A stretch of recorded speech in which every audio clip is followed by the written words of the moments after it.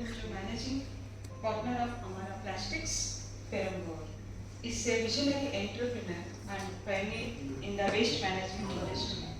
In 2010, he embarked on a mission to address the burgeoning issue of waste generation and its environmental impact. Founding Amara Plastics is a steadfast commitment to innovation and sustainability. Under his statue leadership, the company has evolved from a modest startup to formidable industry leader.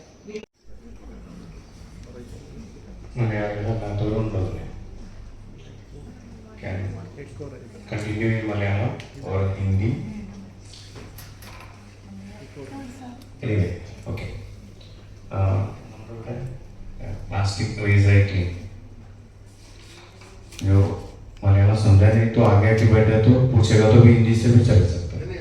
ठीक, कोई बात नहीं, जो doubt है तो पूछ। तो English में इतना पुअर नहीं इसलिए। ठीक, चलो।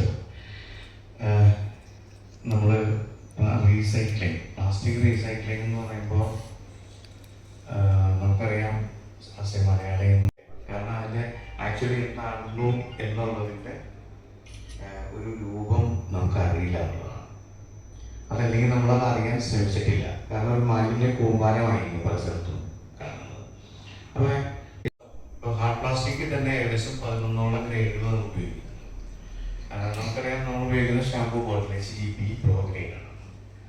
ഇപ്പോൾ ഈ പെറ്റ് ബോട്ടിൽ എന്ന് പറയുന്നത് PET ആണ്. നമുക്ക് പക്ഷേ അറിയായിരിക്കും, ഞാനത് ഇത് സഗ്രിഗേറ്റ് ചെയ്ത് കഴിഞ്ഞാൽ ഗ്രേഡ് ബൈ ഗ്രേഡ് ചെയ്യണം. HDPE, LDH അങ്ങനെ ഗ്രേഡ് ബൈ ഗ്രേഡ് സഗ്രിഗേഷൻ നടത്തി കഴിഞ്ഞാൽ പിന്നെ ഇത് കളർ വൈസിൽ ചെയ്യും.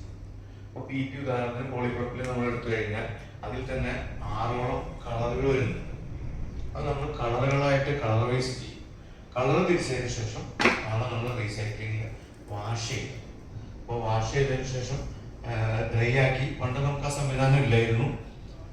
മഴയുടെ കാലാവസ്ഥയിൽ നമ്മൾ അരി ഉണക്കുന്നത് പോലെ അല്ലെങ്കിൽ നെല്ല് കുത്തി ഉണക്കുന്ന സംവിധാനത്തിലാണ് ഇത് ഉണക്കിയിരുന്നത്. ഫുള്ളി റീസൈക്ലിംഗ് പ്ലാന്റിലേക്ക് വന്നു. ആദ്യം സെഗ്രിഗേഷൻ സൈഡ് ഉണ്ടായിരുന്നു, കളക്ഷൻ ഉണ്ടായിരുന്നു. ഇപ്പോൾ നിലവിൽ ഞങ്ങൾ ഫ്ലാറ്റുകൾ അതല്ലെങ്കിൽ ഇപ്പം നമ്മൾ ഞങ്ങൾ എടുക്കുന്നില്ല. അത് നേരെ ക്ലീൻ കേരള കൊണ്ടുപോയിട്ട് അവിടെ നിന്നാണ് ഞങ്ങൾക്ക് വരുന്നത്. നേരിട്ട് ഞങ്ങൾ കൈകാര്യം ചെയ്യുന്നത് കുറവാണ്. പക്ഷെ ഞങ്ങൾക്ക് തന്നെ ഹരിതകർമ്മസേന പോലത്തെ ടീം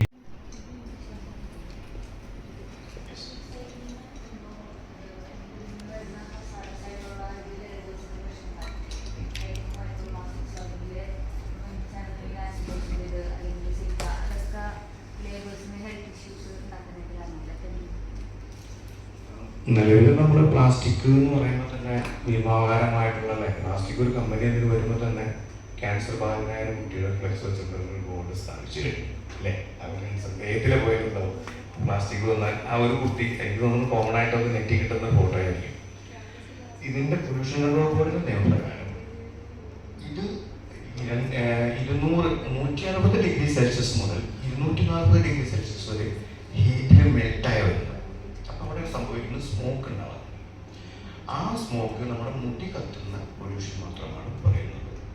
അതേസമയം നമ്മുടെ വീട്ടിലിട്ട് പ്ലാസ്റ്റിക് കത്തിക്കുമ്പോൾ 60 മുതൽ 70 ഡിഗ്രി സെൽഷ്യസിനാണ് കത്തുന്നത്. അത് നിന്നുണ്ടാവുന്ന കറുത്ത പുക, അത് അപകടകരമാണ്.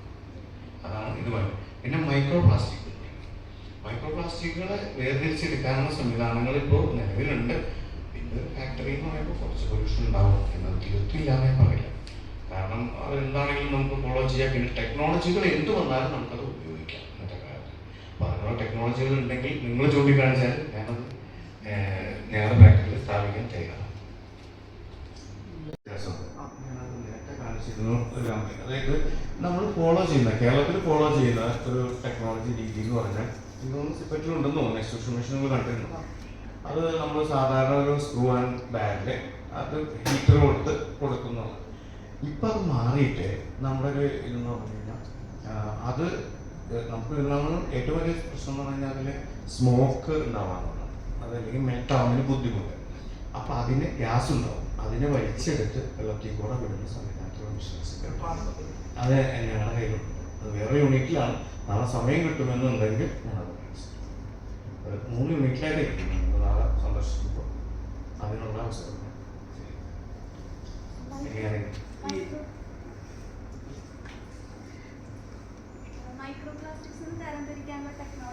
ഉണ്ട്. അത് തരംതിരിക്കുന്നത് ഗ്രേഡ് ബൈ അല്ല, കളർ ബൈ തരംതിരിക്കാനുള്ള നിലവിൽ എൻ്റെ കയ്യിലുണ്ട്. ഗ്രേഡ് ബൈ തരംതിരിക്കാനുള്ള ടെക്നോളജി നിലവിൽ അവൈലബിൾ ആണ്. പക്ഷെ അതിൻ്റെ എക്സ്പെൻസ് കൂടുതലായതുകൊണ്ട് നമ്മളിവിടെ വച്ചിട്ടില്ല. 2 കോടിക്ക് മേളിൽ ഒരു 6 കോടി വരെ ചിലവ് വരും. അതേസമയം കളറായിട്ട് വരുന്ന ഇപ്പോൾ വളരെ 4 mm 8 mm ഒക്കെ വരുന്ന ഇതിനെ കളർ ബൈ തിരിക്കാനുള്ള സംവിധാനം നമ്മുടെ കയ്യിലുണ്ട്. കാണാത്തൊരു പ്രൊഡക്റ്റാണ് ഇത്. നമ്മുടെ ഈ PVC-യിൽ ഒരു റീൻഫോഴ്സ്മെന്റ് ഒരു ഫാബ്രിക്കിനകത്താണല്ലോ അത് ചെയ്യുന്നത്. PVC-യുടെ ഫ്ലെക്സ് ഒരു ഫാബ്രിക്കിലാണല്ലോ. അപ്പൊ ഈ പൊളി എത്തിരിക്കുന്നതിനകത്ത് അങ്ങനെ ഉണ്ട്, ഞാൻ കണ്ടിട്ടില്ല. ഇല്ല, പോളിയെത്തിലിൻ ഇല്ല. അതില്ല. അത് മാത്രമല്ല പോളിയെത്തിലിൻ എന്ന് പറയുന്നത് നമ്മുടെ മിൽമയൊക്കെ പാൽ കവറൊക്കെ സേഫ് ഫുഡ് ഗ്രേഡ് ആണ്. അതിൽ തന്നെ അവരെന്തോ ആഡും ചെയ്യുന്നുണ്ട്. മറ്റേ എന്തോ പില്ലർ പോലെയുള്ള എന്തോ ക്ലേ പോലെയുള്ള സാധനം ചെയ്യുന്നത്. പക്ഷെ അത് കുഴപ്പമില്ലാത്ത കിട്ടാൻ ചെയ്യുന്നത്. അപ്പൊ സ്ട്രോങ് സ്ട്രെങ്ത്തും ഷൈനിങ് കിട്ടാൻ വേണ്ടിയിട്ട് എന്തോ ആഡും ചെയ്യും. കണ്ടിട്ടില്ല, അതുകൊണ്ടാണ് ഞാൻ ചോദിച്ചത്. അതിനാ ലൈനില്ല.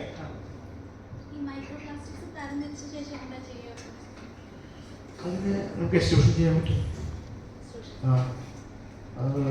പ്ലാസ്റ്റിക്കുകളെ നമുക്ക് തരംതിരിക്കുക. അതല്ലെങ്കിൽ ഒരു പരിധി വരെയും നമുക്ക് ഒന്നിച്ച് തന്നെ അതിനെ റീസൈക്കിൾ ചെയ്തുകൊണ്ട് ഇപ്പോൾ ഇവിടെ ചെയ്തിട്ടുണ്ടായിരുന്നു. ഞാൻ മെറ്റീരിയൽ കൊടുത്തുകൊണ്ട് സിദ്ധാർത്ഥ്. നിങ്ങളുടെ ബാക്ക്ഗ്രൗണ്ട് എന്താണെന്ന് എനിക്ക് അറിയത്തില്ല. നിങ്ങൾ എങ്ങനെ ഈ ബിസിനസ്സിലെത്തി? ഇത് വലിയൊരു പ്രോഫിറ്റബിൾ ബിസിനസ് ആണെന്നും മനസ്സിലായി, ഒരു വലിയൊരു കോടീശ്വരനാണെന്നും മനസ്സിലായി. എങ്ങനെ അതിന്റെ എന്തുകൊണ്ട് നിങ്ങൾ എത്തി? ഇതിന് ആവശ്യമുള്ള ഫെസിലിറ്റീസ് സിപ്പറ്റ് പോലുള്ള ഇൻസ്റ്റിറ്റ്യൂഷൻ ആണോ നിങ്ങൾക്ക് പ്രൊവൈഡ് ചെയ്യുക, അതോ you have to develop your own way ആണോ? നല്ലൊരു ചോദ്യം. ആദ്യം തന്നെ കോടീശ്വരനല്ല, സാധാരണക്കാരനായിരുന്നു. എൻ്റെ വാപ്പാക്ക് ഇപ്പോഴും ചായക്കടയാണ്. ഈ ചായക്കട എന്ന് പറയുമ്പോൾ ചായക്കടക്കാരാണ് ഇന്ന് ഏറ്റവും വലിയ ഉന്നത സ്ഥാനത്തേക്ക് കേട്ടോ. അതുമായി ബന്ധപ്പെടുന്ന ഓക്കെ. ഞാൻ ഇതിലേക്ക് വന്നത് ഞാൻ ഒരു ഗൾഫുകാരനായിരുന്നു. ഗൾഫിലായിരുന്നു ഒരു ഏകദേശം ദുബായിലൊരു ലൈബ്രറിയിലായിരുന്നു. അപ്പോൾ നമ്മൾ ആശയം മലയാളി മറുനാട്ടിൽ ചെന്ന് കഴിഞ്ഞാൽ ആദ്യം ചിന്തിക്കണം എന്താ പറയും, നിങ്ങൾ ഗൾഫുകാരെ പ്രവാസികളുണ്ടോ എന്ന് എനിക്കറിയില്ല. നമ്മുടെ നാട്ടിൽ വരണം, സെറ്റിലാവണം, ഇങ്ങനത്തെ ബിസിനസ് ആർക്കും പ്രശ്നമല്ല. കാരണം കേരളത്തിനെ സംബന്ധിച്ചിടത്തോളം എപ്പോഴും ഒരു ഫേം വന്നാൽ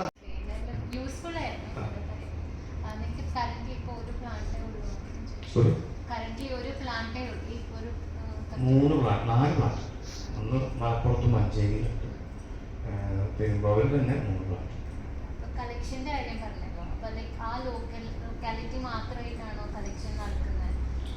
ലൊക്കാലിറ്റിയിലല്ല, ഞങ്ങളുമായിട്ട് MOU വെച്ചിരിക്കുന്ന ചില പഞ്ചായത്തുകളുണ്ട്. ഇപ്പോൾ മൂക്കന്നൂർ പഞ്ചായത്ത് നമ്മുടെ മണിക്കടുത്തുള്ള കുസാറ്റൊക്കെയുള്ള അവിടെ ഞാൻ, പിന്നെ മാളയടുത്ത് അന്നമട, അങ്ങനെയുള്ള 1-2 പഞ്ചായത്ത് എല്ലാം നമുക്ക് ചെയ്യാൻ കഴിയില്ല.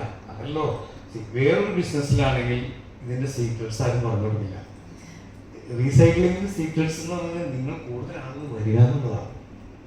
ഇതിന് സീക്രട്സ് ഇല്ല. നിങ്ങൾക്ക് വന്നാൽ കൂടുതൽ റീസൈക്ലിംഗ് നടക്കുമ്പോൾ നമ്മൾ ശക്തരാവുകയാണ്. കൂടുതൽ ആനുകൂല്യങ്ങൾ കിട്ടുകയാണ്. സെൻട്രൽ ഗവൺമെൻറ് ആണെങ്കിലും കേരള ഗവൺമെൻറ് ആണെങ്കിലും റീസൈക്ലിങ്ങിനോട് ആനുകൂല്യങ്ങൾ കിട്ടും.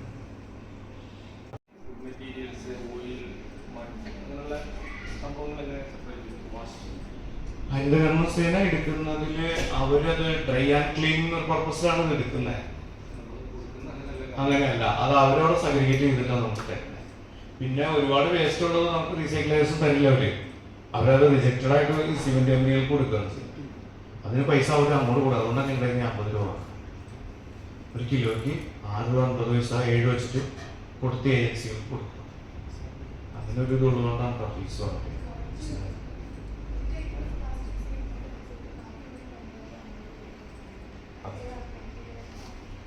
വണ്ടിയിലേന്ന് ഇപ്പം അങ്ങോട്ട് കൊടുക്കുന്നത് ഇപ്പൊ കൊടുക്കണം. നമ്മൾ റീസൈക്കിൾ ചെയ്ത് വന്നു കഴിഞ്ഞാൽ പെട്രോളിൽ കൂടെ വാല്യൂബിളാകുമ്പോൾ പൈസ തന്നെ നമുക്ക് തിരിച്ചിട്ടാവും.